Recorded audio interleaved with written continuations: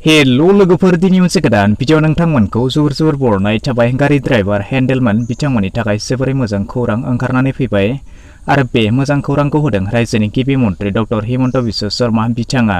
गिबि मन्थ्रि बिथाङा फोसावनाय बादिब्ला साफ्रोम ड्राइभार आरो साफ्रोम हेन्डेलमेननो खनसेनि अनसुंथाइ 10,000 राङै होनाय जागोन होननानै फोसावदों गिबि मन्थ्रि बिथाङा।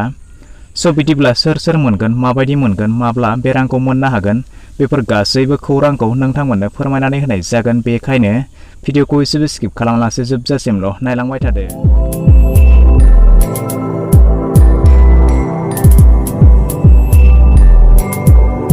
रायजोनि जायफोर ड्राइभार बिथांमोनानोखि जिल्लाबारि जिल्ला गारि सालायो बिथांमोन बायदि ड्राइभारनि थाखाय सरकारा बे रादाबखौ फोसावदों। कर'नानि समाव साफ्रोम ड्राइभारजों लोगोसे हेन्डेलमेन बिथांमोना जोबोरै खस्थ' सैनांगौ जादोंमोन। दा बैसोर बायदि जिल्लाबारि थामहिनबा इन्टार डिस्ट्रिक्ट बास सालायो बिथांमोननो बे रांखौ होनाय जागोन। साफ्रोम सालायगिरिनो 10,000 रां आरो साफ्रोम सामलायगिरिनो 10,000 राङै होनाय जागोन होननानै गिबि मन्थ्रि बिथाङा कर'ना बेरामनि समाव राजा लामायाव गारि सालायनो हायालासिनो बिथांमोना दुखु खस्थ'नि गेजेरजों न'खर दैदेननो गोनां जादोंमोन।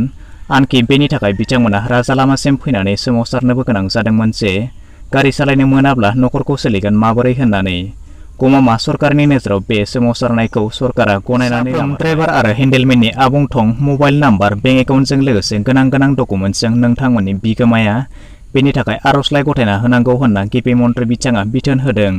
आरो जुदि गासैनिबो आर'जलाइखौ सरकारा मोनखांनायनि उनाव फैगौ 31 दिसेम्बर 2021 खालारनि सिगां बे 10,000 रांखौ साफ्रोमनोबो होनाय जागोन होननानै फोरमायदों। स' बिदिब्ला दिनैनि फिसा भिडिअआ बेखिनियानोसै। आसा खालामो नोंथांमोना भिडिअखौ नायनानै गासैखौबो बुजिबाय जानांगौ। जुदि माबाफोर गोनो गोथो थाबावोब्ला नोंथांमोना कमेन्ट सेक्सनाव थांनानै फोरमायहरनो हागोन।